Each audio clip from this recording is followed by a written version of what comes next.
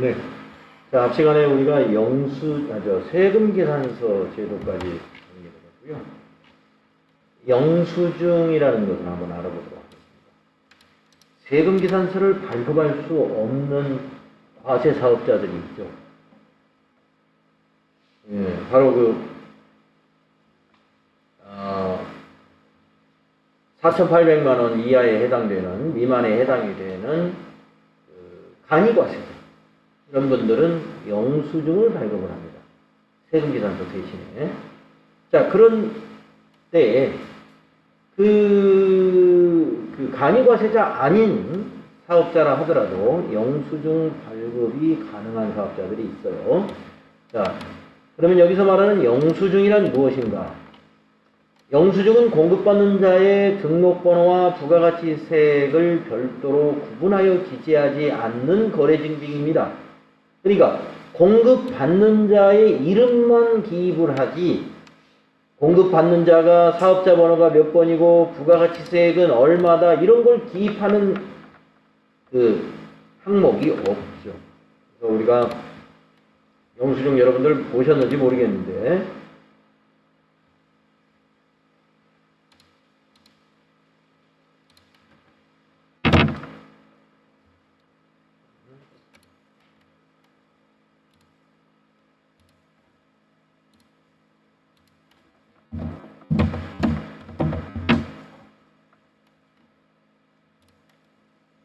네, 영수증이 이렇게 생겼죠. 네.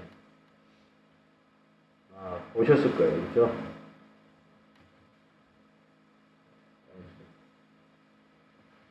그래서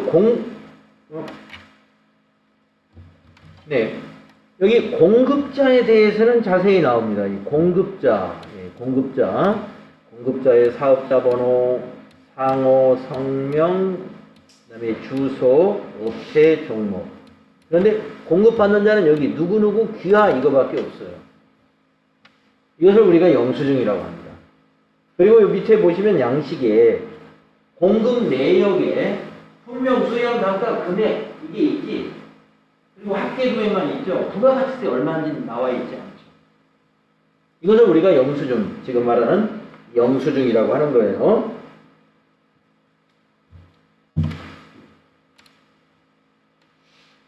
자, 그러면 우리가 영수증을 발급할 수 있는 대상 사업자는 어떤 사람들이냐? 첫째, 일반 과세자 중에서 여기에 해당되는 사람과 간이 과세자의 모든 공급은, 간이 과세자는 영수증밖에 발급을 못하니까 간이 과세자는 영수증이 해당이 되고, 그런데 이제 금년에 2020년도에 간이 과세자의 그 폭이 더 커졌단 말이에요.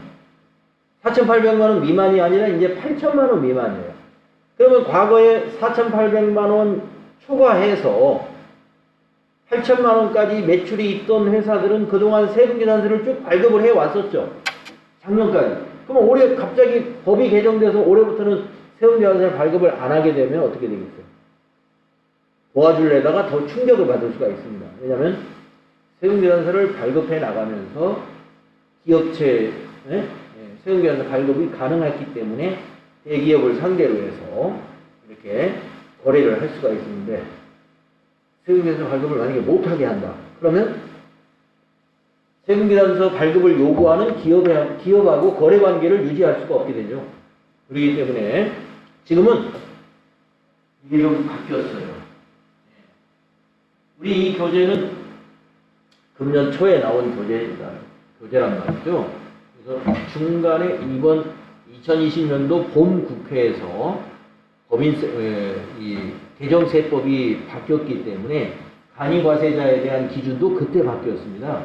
그렇기 때문에 지금은 간이과세자 모든 공급이 영수증은 아니에요. 4,800만 원 이하인, 미만인 간이과세자는 여기에 해당이 돼요. 그러나 4,800만 원을 초과해가지고 8,000만 원 이하인 과거에 세금계산서를 발급했던 일반 과세자들, 지금 일반 과세자가 간이과세자에 포함된 사람들이 있단 말이죠, 지금에. 그래서 그런 사람들은 과거의 일반 과세자 기준으로 세금계산서 발급을 합니다, 지금. 요거 조금 그 보완이 돼야 되고. 자, 그러면 이제 과거 기준으로 봤을 때 일반 과세자들 중에서도 여기에 해당되는 사람은 영수증 발급 대상이 된다는 거예요. 일반 과세자 중에서도 소매업, 음식점업, 숙박업, 미용실, 욕탕, 이와 유사한 서비스업, 여객 운송업, 입장권을 발매하여 경영하는 사업자, 변호사, 회계사 등 전문직 사업자, 우정사업 조직이 소포 우편물을 방문 접수하여 배달하는 용역, 주로 사업자가 아닌 소비자에게 재화 또는 용역을 공급하는 사업, 예를 들면 부동산 중개업 같은 경우, 물론 부동산 중개업도 법인을 상대로도 할 수 사업자를 상대로 해서도 하지만 주로 사업자가 아닌 개인을 상대로 해서 부동산 중개를 많이 하죠. 그래서 이런 부동산 중개업 등은 영수증 발급 대상 사업자가 된다는 거예요. 그런데 밑에 보면 예외가 있어요. 예외가 있고 또 영수증까지도 발급을 안 하는 영수증 발급 의무 면제 사업자가 있습니다. 자, 첫째, 택시 운송 사업자나 노점 행상을 하는 사람이 공급하는 재화나 용역은 아무것도 발급을 안 해도 됩니다. 왜 택시는 요즘 다들 카드 결제를 하니까 자동으로 발급이 됐죠. 옛날에 옛날에야 그 택시에서 무슨 영수증 해주냐고 그러겠지만 지금은 돈을 카드로 내니까 영수증 발급이 그냥 자동으로 될 뿐이에요. 근데 원래는 발급을 안 해도 되는 겁니다. 카드로 결제 안 했어요. 현금으로 내가 결제를 했어요. 택시비 8,000원 나왔어요. 아저씨 영수증 해주세요. 뭔 소리입니까? 저희는 영수증 안 해주는데요. 이렇게 해도 어쩔 수 없다. 자, 그 다음에 소매업 또는 미용, 욕탕 및 유사 서비스업을 경영하는 자가 공급하는 재화 또는 용역이 영수증 발급 면제입니다. 면제. 그러나 미용실이나 욕탕에 가서 카드 결제하면 요즘은 영수증이 그냥 나올 뿐이에요. 다만 소매업의 경우에는 공급받는 자가 세금계산서 발급을 요구하지 아니하는 경우로 한정한다. 그러니까 요구하지 않을 때만 발급을 안 해도 되지만 소매업의 경우는 요구하면 발급해야 된다 이 말이에요. 그래서 소매업의 경우는 세금계산서 발급을 요구하면 세금계산서도 발급을 해줘야 됩니다. 소매업의 경우는. 그 다음에 재화의 간주 공급의 경우는 아무것도 발급을 하지 않습니다. 다만 판매 목적의 타사업장 반출은 제외해야 됩니다. 그러니까 타사업장 반출은 세금계산서 발급한다는 뜻이에요. 세금계산서 발급한다는 뜻이죠. 그러니까 간주공급에서 타사업장 반출이라는 얘기를 그때 나왔었잖아요. 타사업장 반출이라는 얘기가. 그래서 타사업장 반출이라는 것이 뭐냐면은 가령 이천 지역에서 공장이 있고 이천 지역에 공장이 만약에 판매장은 서울에 있다. 그러면 공장에서 만들어 가지고 판매장으로 제품을 옮기는 것을 우리가 타사업장 반출이라고 한다는 거예요. 그러면 세금계산서 발급해야 돼요. 이천 공장이 공급자, 공급받는 자는 서울에 있는 직매장. 그거를 제외한 간주공급은 세금계산서 발급하지 않습니다. 그걸 제외한 간주공급이 뭐가 있어요? 개인적 공급, 자가공급, 폐업시 잔존재화 이런 것들이죠. 세금계산서 발급할 수 없는 거죠. 간주임대료도 세금계산서 발급을 하지 않습니다. 간주임대료. 간주임대료 기억나세요? 저는 전세금이나 임대보증금을 받으면 임대사업자가 그 보증금의 이자 소득에 해당되는 부분을 임대료로 간주해가지고 부가가치세를 과세한다. 우리 금융소득에 대해서는 부가가치세가 없잖아요. 금융소득에 대해서는. 그러니까 전세보증금을 잔뜩 받아가지고 이거 금융소득에서는 부가가치세 없으니까 은행에서 딱 넣어놓으면 나중에 이자 소득세만 내면 되죠. 부가가치세 없죠. 그런데 부가가치세 붙습니다. 임대사업자가. 은행에 넣어놓은 거를 은행에 넣었든 안 넣었든 간에 그 이자를 소득으로 봐요. 그래가지고 그 이자 금액의 10%를 과세합니다. 부가가치세로. 그것이 간주 임대료예요. 그 다음에 영세율이 적용 대상이 되는 일정한 재화. 네. 영세율이 적용되는 재화는 세금계산서 발급 의무가 없습니다. 그런데 내국 신용자, 수출 재화의 임가공 용역의 경우는 해야 돼요. 여기 주 1에 보면 국내 업체 간의 수출품 거래이기 때문에 세금계산서 발급해야 된다라고 나와 있을 겁니다. 주 1을 한번 읽어볼까요? 다음 페이지에 여기 주 1에 영세율 중에서도 영세율 적용 대상 거래 중 세금계산서를 발급해야 하는 거래가 있다. 첫째, 내국 신용장 등에 의해서 공급하는 재화, 한국에 있는 국제협력단이라든가 한국국제보건의료재단에 공급하는 재화, 수출 재화의 임가공 용역. 이 내용을 보면은 공급하는 자와 공급받는 자가 전부 국내 거래예요. 이건 국내. 국내 거래 중에서 영세율 적용받는 내용들이거든요. 이것은 세금계산서 발급해야 됩니다. 그러나 외국으로 반출하는 수출의 경우는 세금계산서 발급 의무가 없습니다. 발급하지 않아요. 자, 그 다음에 영수증에 관한 마지막, 거래 상대방이 세금계산서 발급을 요구하는 경우. 이게 아까 소매점을 얘기했었어요. 자, 근데 내용이 더 있는가 볼까요? 거래 상대방이 세금계산서 발급을 요구하는 경우라고 했는데, 공급을 받는 사업자가 사업자 등록증을 제시하고 세금계산서 발급을 요구할 때 세금계산서를 발급할 수 있다. 아까 소매점이 여기에 해당이 돼요. 하지만 목욕탕, 이발소, 미용, 여객 운송, 입장권을 발행하여 영위하는 사업은 세금계산서를 발급할 수 없다. 예. 입장권을 발행하여 영위하는 사업자는 세금계산서를 발급할 수 없다. 그 대표적인 게 버스표 같은 거죠. 예. 여기서 만약에 대전 가야 되겠다 그러면 터미널 가지고 대전 한 표 주세요 했단 말이에요. 그 버스표가 영수증, 그거 말고 영수증 주세요. 이거 없다는 거죠. 근데 이제 아까도 말씀드렸지만 뭐 현금 영수증이나 무슨 이제 뭐 카드를 사용한다든가 직불 카드나 신용카드를 쓰면 그 영수증은 자동으로 그냥 나오는 거죠. 그리고 이제 여객 운송 중에서도요. 전세버스는 세금계산서 요구하면 발급을 합니다. 전세버스는. 여객 운송업 중에서 보면 전세버스업 제외라고 했잖아요. 그러니까 전세버스는 세금계산서 발급해주세요 하고 요구하면 해줘요.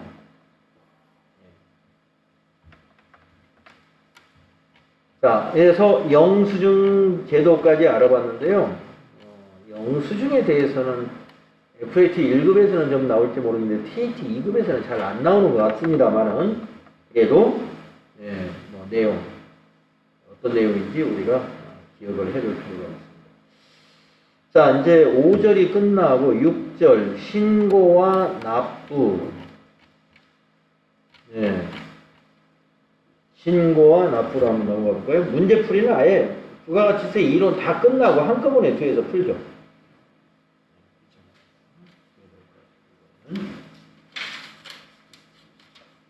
신고와 납부.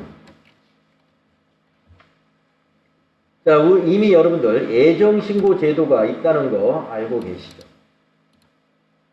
일기 예정신고 과세기간이 1월부터 3월이고 2기 예정신고 과세기간이 7월부터 9월이고 그게 예정신고와 납부인데 자 그러면 납부는 언제 하는지요? 전체적인 거 한번 읽어볼까요? 직전 과세기간의 공급가액이 1.5억 원 이상인 법인사업자 예정신고에 해당이 된다 이거예요. 이것도 2020년도 봄에 부가가치세법이 개정되면서 이 내용이 추가가 된 겁니다. 개정된 내용이에요. 2020년 개정된 내용. 그러면 과거 법은 어떻게 생겼느냐? 법인은 무조건 예정신고 납부해야 돼요. 공급가액이 얼마든 간에 1.5억 원이면 1억 5천만 원이잖아요. 공급가액이 뭐 3천만 원만 되어도 그냥 법인은 예외 없이 전부 예정신고 납부해야 되는데 법인 중에서도 아주 소규모인 법인은 예정신고 안 하고 납부하는 제도를 만들어 준 겁니다. 편의를 위해서 그렇게 했겠죠. 그래서 기준이 직전 과세기간의 공급가액이 1억 원 이상인 법인만 예정신고 납부 의무가 있다. 그러면 여러분 직전 과세기간의 공급가액이니까 과세기간이 6개월이잖아요. 1과세기간이 6개월. 6개월 동안에 1억 5천만 원 이상.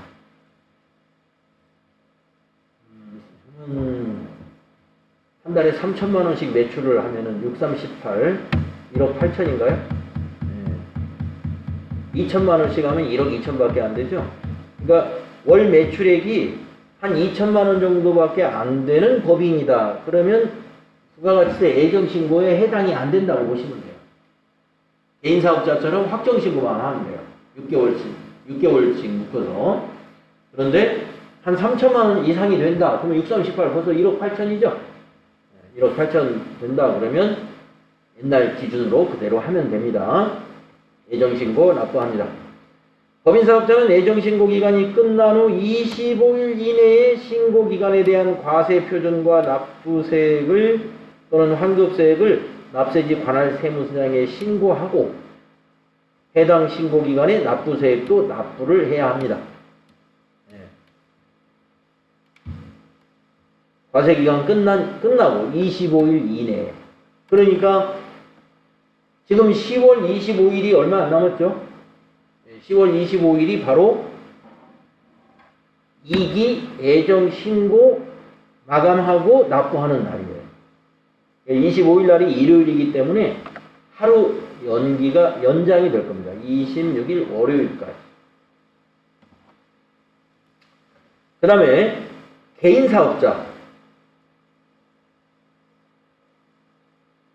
개인사업자는 무조건 예정신고와 납부가 면제돼요. 매출액이 크더라도 개인사업자는 안 해도 돼요. 그래서 자 2번에 보시면 뭐라고 그래요? 개인사업자와 직전 과세기간의 공급가액이 1.5억 원 미만인 법인은 원칙은 관할 세무서장이 각 예정신고기간마다 직전 과세기간에 대한 납부세액의 2분의 1에 해당되는 직전 과세기간의 납부세액의 2분의 1에 상당하는 금액. 왜 2분의 1을 할까요? 우리가 예정신고는 3개월치를 과세하는 거기 때문에 직전 과세기간이는 6개월이잖아요. 6개월치 세금의 절반에 해당되는 것을 결정해가지고 고지를 한다고요. 고지 납부는 여러분 고지서 아시죠? 고지서 날라오죠? 무슨 세금 내라고. 재산세 내는 고지서 오고 자동차세 납부하라는 고지서. 그걸 말하는 거예요. 그래서 고지서가 오면은 그대로 그 예정신고 기간이 끝난 후 25일이니까 이번에 지금 10월 26일 날 신고 납부 안 하는 과세사업자들도 다 납부는 합니다. 고지 납부 대상자예요. 세무서에서 벌써 지금 고지서가 와 있습니다. 그걸 돈만 내주면 돼요. 그런데 고지 납부만 하는 사업자가 개인 사업자하고 직전 과세기간의 공급가액이 1.5억 원 미만인 법인이 거기에 해당이 되는데, 이러한 사업자가 신고 납부도 허용을 합니다. 신고 납부를 할 수 있도록 하고 있어요. 왜 그러느냐? 여기 사유가 나옵니다. 왜 신고 납부할 수 있는 제도를 주었느냐? 사업자를 위해서. 다음 사유가 있는 개인 사업자는 예정 때 신고해서 납부할 수 있다는 거예요. 휴업 또는 사업 부진 등으로 인하여 각 예정 신고 기간의 공급가액 또는 납부세액이 직전 과세기간의 공급가액 또는 납부세액의 3분의 1에 미달하는 자. 네. 자, 직전 과세기간에 개인 사업자가 말이죠. 직전 과세기간에 납부세액이 5천만 원이었다고 한번 생각해 볼게요. 5천만 원. 그러면 이번에 이 개인 사업자는 2,500만 원이 과세가 됩니다.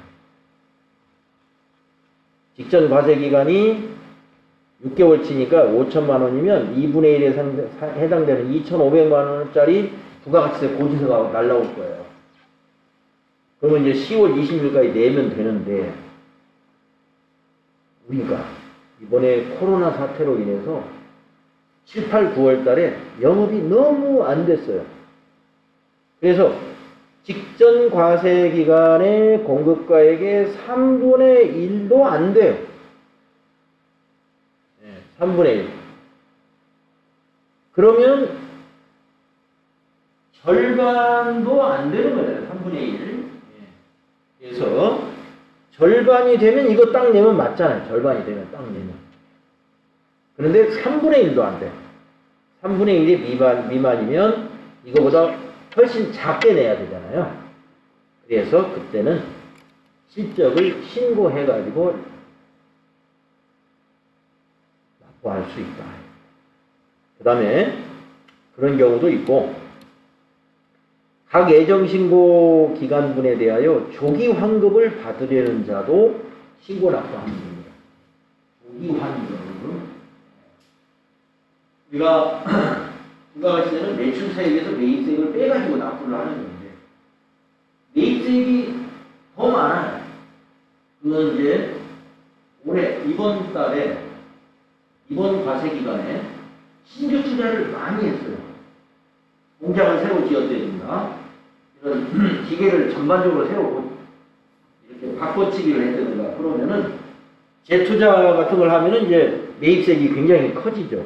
그럴 때는 회사 자금의 원활한 그 운영을 위해서 국세청에서 조기에 환급을 해줍니다. 그래서 조기 환급을 받으려는 자하고 여기에 해당되는 사업자는 신고해서 납부할 수 있는 제도가 있다. 네, 여기가 예정신고 납부에 대해서 우리가 알아야 될 것이 되겠습니다. 그 다음 확정신고와 납부. 자, 사업자는 과세기간에 대한 과세표준과 납부세액 또는 환급세액을 그 과세기간이 끝난 후 25일 이내에 납세지관할 세무서장에게 신고하고 해당 과세기간에 대해 납부세액을 납부하여야 된다. 다만 예정신고를 한 사업자 또는 조기에 환급을 받기 위하여 신고한 사업자는 이미 신고한 과세표준과 납부한 납부세액 또는 환급받은 환급세액은 신고하지 아니한다. 그러니까 이게 무슨 말이냐면 확정신고는 과세기간에 뒤에 있는 3개월이지 않습니까? 그러니까 앞에 있는 3개월 거 이미 다 신고해서 처리가 됐으면 확정신고할 때는 빼고 신고하는 게 당연한 거죠. 10월 26일 날 신고할 때 7, 8, 9월 것이 다 신고됐어요. 그러면 나중에 10, 11, 12를 신고는 1월 달에 하잖아요. 1월 달에 신고할 때는 7, 8, 9 거 빼고 신고해야지. 그 얘기예요. 확정신고 납부할 때, 예정신고할 때 이렇게 신고한 것들은 전부 제외하고 신고한다. 그 얘기입니다. 밑에 주의에는 폐업하는 경우 폐업일이 속한 달에 다음 달 25일 이내에 신고 납부해야 된다. 그래서 이제 우리가 폐업한 사업자가 아닌 대속 사업자는 과세 기간이 끝날 때까지 기다려야 돼.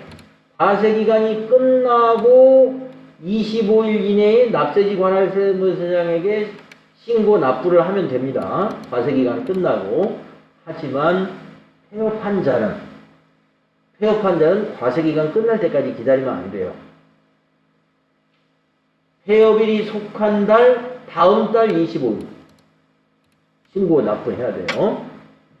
그러니까 지금 만약에 8월 달에 폐업을 한 사업자가 있다면은 9월 25일 날까지 신고 납부해야 돼요. 10월 26일까지 기다리면 안 된다 이거죠. 9월 25일 날까지 신고 납부한다. 그 이야기가 되겠습니다. 자, 다음 페이지 가보시면요. 104페이지에 환급. 네, 아까 조기환급이라는 말이 나왔었죠. 일반 환급, 조기환급을 비교해 놨습니다. 자, 환급이라는 것은 매입세액이 더 많으면 환급이 됩니다. 매출세액 마이너스 매입세액 해가지고 납부세액을 계산하는 것인데, 매입세액이 더 많으면 환급세액이 발생을 해요. 그러면 일반 환급이라는 건 뭐냐면, 우리가 일반적인 예정신고기간 또는 확정신고기간 이렇게 과세기간에 신고하는 것이, 신고해서 환급받는 게 일반 환급인데, 우리가 예정신고 때는 환급세액이 있다는 걸 신고는 하지만 국세청에서 바로 환급을 안 해줍니다. 확정신고 때 신고 들어오는 걸 보고 납부할 세액이 있으면 그걸 뺀 나머지를 환급해줘요. 내용을 보겠습니다. 일반 환급은 그렇게 하는 겁니다. 자, 각 과세기간별로 그 과세기간에 대한 환급세액을 확정신고한 사업자에게 그 확정신고 기한이 지난 후 30일 이내에 환급을 한다. 이게 일반 환급입니다. 그러면 예정신고 때, 만약에 지금 10월 26일 날이 예정신고하는 날인데, 예정신고 때 환급세액이 발생한 것은, 그건 기다렸다가 1월 달에 신고할 때 납부세액이 있으면 그걸 뺀 나머지를 2월 달에 환급받겠죠. 왜냐면 30일 후에 환급을 해주니까. 그래서 여기 그게 이 내용입니다. 예정신고 기간의 환급세액은 환급하지 아니하고 확정신고 시 납부세액에서 차감해가지고 환급세액이 발생하면 그때는 해준다 이거야. 이것이 일반 환급제도예요. 그런데 조기 환급제도는 내용이 다릅니다. 조기 환급 대상이 어떻게 되냐면 영세율을 적용받는 사업자, 또 사업의 설비를 신설, 취득, 확장, 신규 투자를 말하는 거죠. 신규 투자. 신규 투자를 많이 한 사업자. 또 사업자가 재무구조 개선 계획을 이행 중인 경우. 재무구조 개선 계획이라는 것은 우리가 그 국가로 말하면 IMF 같은 거예요. 우리가 그 IMF로부터 구제금융을 지원받으면 어떻게 습니까? 어떡합니까? IMF가 국가에다가 그 국가에다 명령을 내리죠. 구조 개선해라고. 그래서 막 법 개정도 해야 되고 하라는 대로 안 하면 어떻게 돼요? 돈을 안 주죠. IMF 자금을. 마찬가지로 사업자도 이 재무구조 개선 계획의 이행이라는 게 그와 유사한 거예요. 자, 이런 기업들은요, 세 번째는 이제 재무구조 개선 계획을 이행 중인 데는 좀 어려운 기업이고, 그 다음에 B는 신규로 투자를 많이 했기 때문에 이 기업 역시 지금 현재 현금 사정이 좀 어렵죠. 신규 투자 많이 했어요. 그 다음에 첫 번째는 어차피 매출세액이 없는 사업자예요. 영세율을 적용받는 사업자는 항상 마이너스, 납부할 세액이 마이너스 나오겠죠. 매출세액은 영세율이고, 0원이고, 매입세액이만 발생하니까. 그래서 이게 조기환급 대상자는 요 세 A, B, C 세 가지 대상이 된다. 그리고 조기환급의 기간은 예정신고 기간 중에도 되고 과세 또는 과세기간 최종 3개월 중 과세기간이 최종 3개월이 뭔 말이에요? 확정신고 기간이죠. 그러니까 조기환급 기간은 조기환급을 예정신고 때도 해주고 확정신고 때도 해주고 매월 신청을 하면 매월 또 2달 거를 몰아서 하면 2달 것도 조기환급 기간에 해당이 된다. 결국에 매월도 할 수 있다는 얘기입니다. 다음에 조기환급 방법은 그럼 어떻게 하느냐. 조기환급 기간이 끝난 날로부터 25일 이내에 만약에 매월 하는 사업자다. 그러면 다음 달 25일 이내에 2달 만에 한다. 그러면 세 번째 달마다 25일 이내에 예정신고 때 한다. 그러면 예정신고 끝나고 그 다음 달 25일을 말하는 거예요. 그래서 조기환급 기간이 끝난 날로부터 25일 이내에 조기환급 기간에 대한 환급세액을 관할 세무서장에게 신고하면 됩니다. 그러면 이 조기환급은 확정신고 때까지 기다리는 게 아니라 바로 해줍니다. 관할 세무서장은 조기환급 기간에 대한 환급세액을 각 조기환급 기간별로 해당 조기환급 기간이 지난 후 25일 지난 후 15일 이내에 신속하게 해주죠. 15일 이내에 환급하고 있다. 조기환급 신고를 한 부분은 예정신고 때 확정신고서의 대상에서 제외해야 되겠죠. 조기환급 신고된 부분은 예정신고나 확정신고할 때는 빼야 됩니다. 당연한 얘기.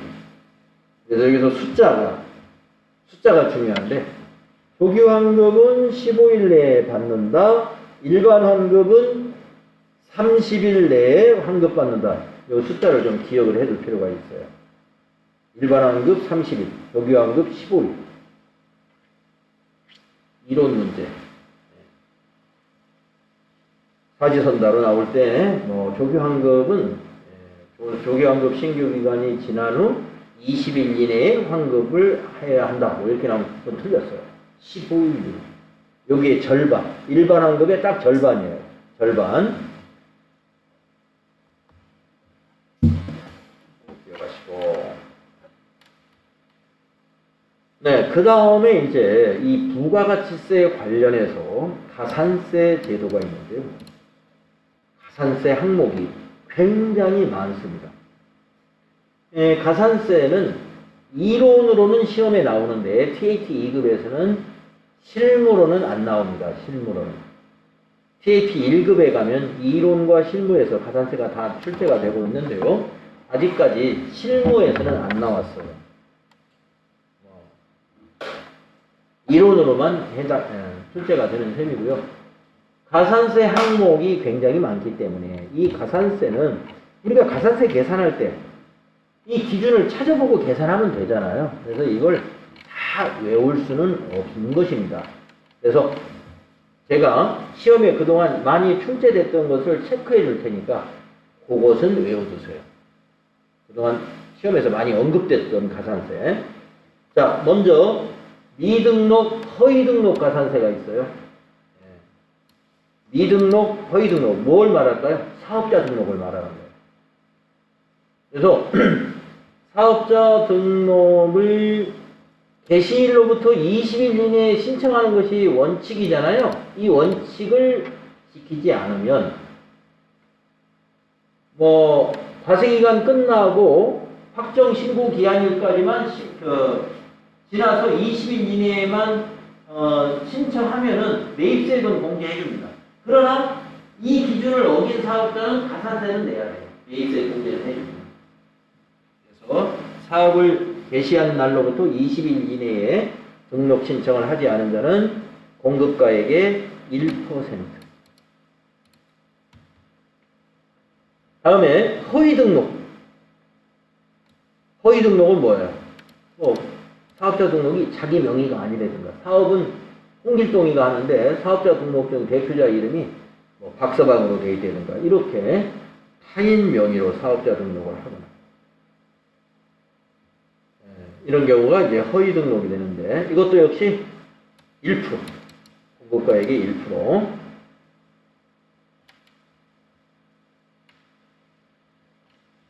자, 뭐 시험에는 거의 안 나옵니다 이거. 1%. 알아두시고 그 다음에 세금 계산서 관련 가산세. 네, 세금 계산서 관련 가산세에서 요 두 개가 시험에 잘 나와요. 지연 발급 가산세, 미발급 가산세.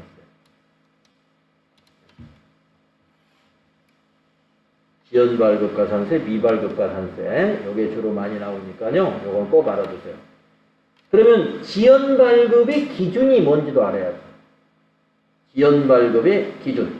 아까 우리가 세금계산서를 배울 때 세금계산서 발급은 공급일에 발급하는 게 원칙이고 그 특례 규정들이 또 있어하고 그랬습니다.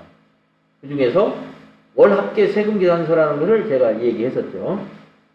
여기에 그걸 대입하시면 돼요. 자, 세금계산서 발급 시기가 지난 후 그러면 이게 무슨 언제가 되냐면 이 세금계산서 발급 시기라는 것이 언제까지냐? 여러분은 여기서 이것이 다음 달 10일이라고 생각하시면 돼요. 공급일은 아니에요. 이게 다음 달 10일이 세금계산서 발급 시기가 다음 달 10일까지라고 생각하시면 됩니다. 월합계 세금계산서 제도가 있기 때문에. 그래서 다음 달 10일이 지난 후 해당 재화 또는 용역의 공급 시기가 속하는 과세 기간에 대한 확정 신고 기한일까지 세금 계산서를 발급했다 그러면 좀 늦게 발급했구나. 지연 발급에 해당이 된다. 공급가액이 1%. 아까 미등록 가산세하고 똑같네요. 자, 그런데 세금계산서 미발급이 되면은 더블이 돼서 2%. 지연발급의 2배의 가산세를 내고 세금도 내고 물론. 세금계산서 발급 안 했다고 해서 세금 면제해주면 다 발급 안 하게요. 다 세금은 내는데 가산세까지 내게 됩니다. 2%예요. 미발급. 그럼 미발급은 언제까지냐? 아까 지연발급이 언제까지였어요? 확정신고 기한까지 발급하면 된다고 그랬죠. 그러면 그거를 놓치면 미발급이에요. 한번 볼까요? 세금계산서 발급 시기가 지난 후. 이건 다음 달 10일을 말해요. 10일이 지난 후 해당 재화 또는 용역의 공급 시기가 속하는 과세기간에 대한 확정신고 기한까지 세금계산서를 발급하지 아니한 경우, 아까 그건 발급한 경우, 이건 아니한 경우. 그게 미발급.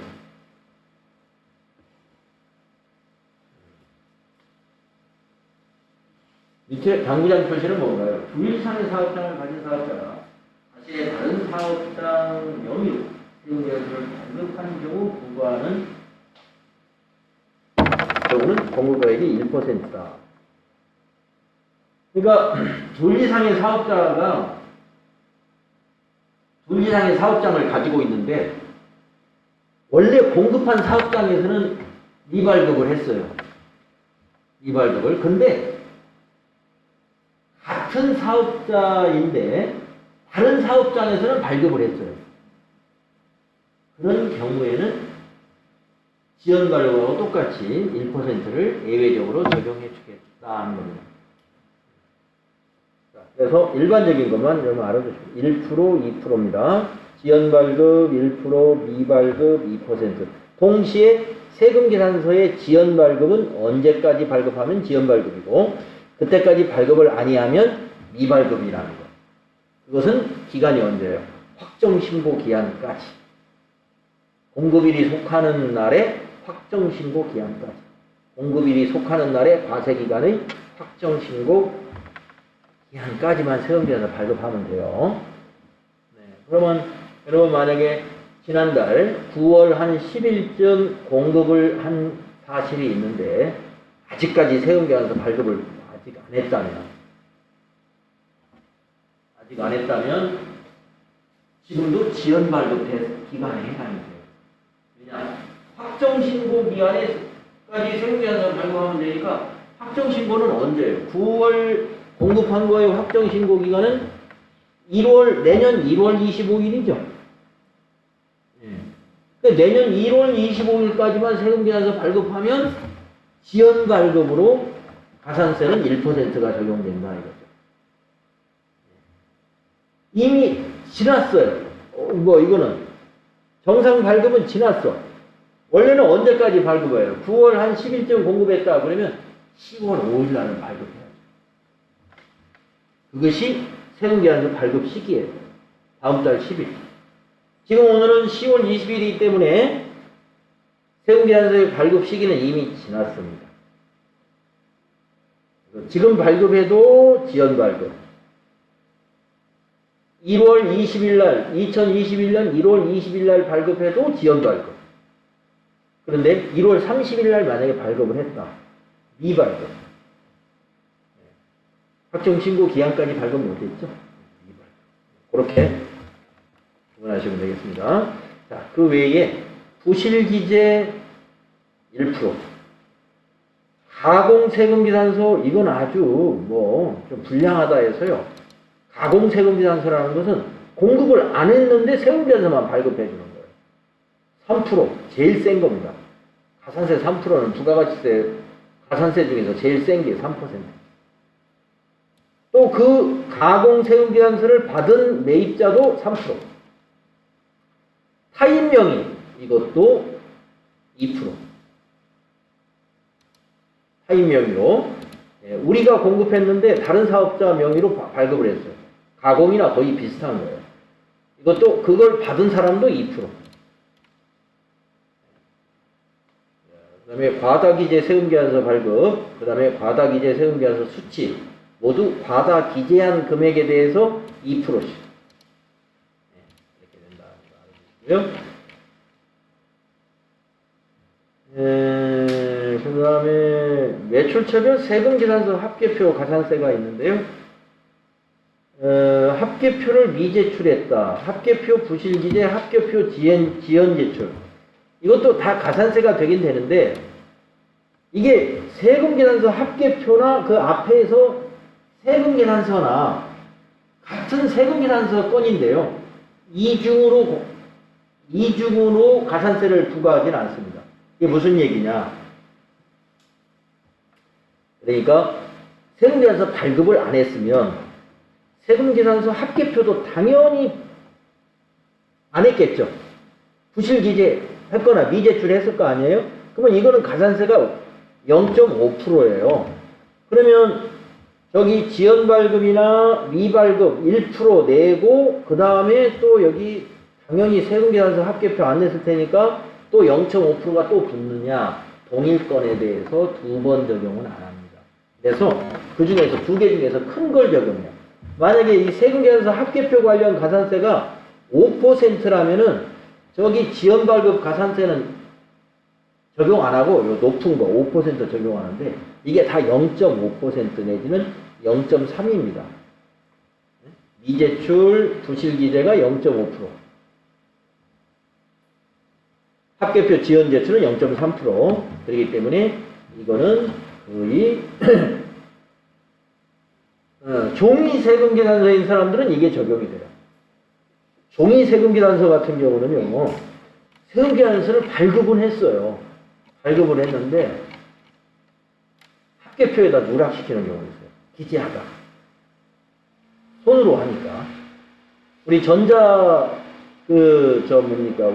도전 시스템에다 입력을 하면, 전표를 입력을 하면 이 자동으로 만들어지잖아요. 수기로 하는 경우는 이게 빠질 수가 있겠죠. 매입처별 세금계산서 합계표도 마찬가지입니다. 이런 0.5% 정도의 가산세가 있다 하는 거 알아보시고, 요 전자세금계산서 가산세, 요거 시험에 아주 잘 나옵니다. 전자세금계산서 가산세. 그래서 전자세금계산서 발급 명세를 전송하지 않은 경우 두 가지가 있어요. 전송을 안 했거나 지연 전송하는 경우. 그래서 유예가 이게 0.3% 이게 지연 전송이에요.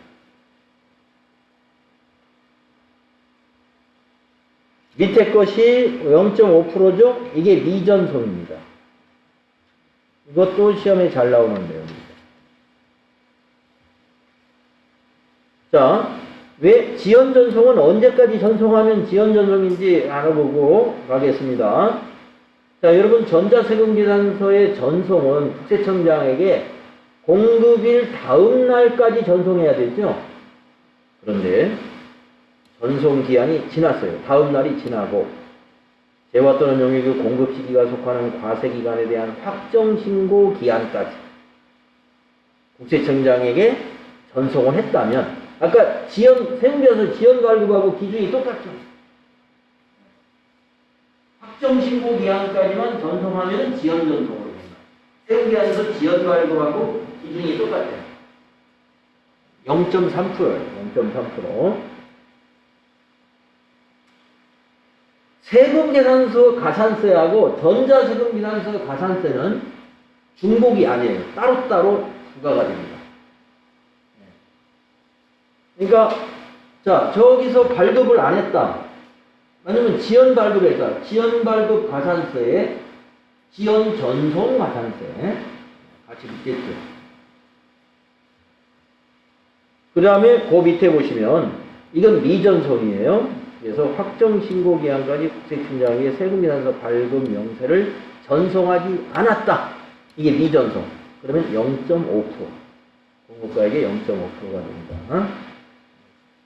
그 다음에 전자세금계산서 의무 발급자가 종이세금계산서를 발급하면 1%. 예. 종이세금계산서를 발급한 경우는 1%. 전자세금계산서 관련된 거 지연 전송과 미전송을 특별히 좀 시험에서 그동안 많이 출제되었던 그런 항목이니까요. 여기까지 알아두시면 되겠습니다. 자, 그러면 뭐 가산세가 뒤에 좀 신고 관련 가산세가 더 있습니다. 그래서 107페이지부터는 우리 다음 시간에 하도록, 내일 하도록 그렇게 하겠습니다. 네네. 네.